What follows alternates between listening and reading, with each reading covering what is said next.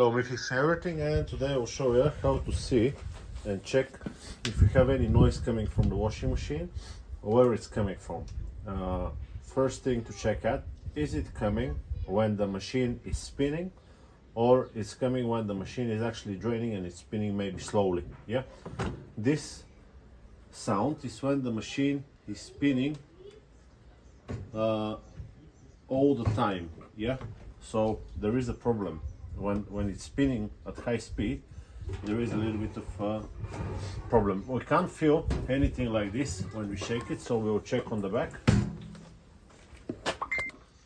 This machine is outside, so there is no connection for the water, but you don't need to stop the water for that reason. Only stop the electricity, always measure. There is only one screw here.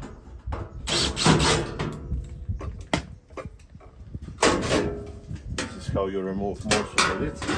And now we need to check, is it the motor making the problem or it's the drum making the problem. So what we're gonna do, we'll take this belt and we'll pull out and take the belt out, and now we can just spin this one and this one.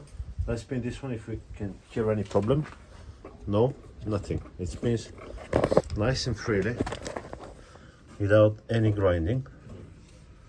So there is no bearings that fail on this one, but let's hear onto here. Can you hear?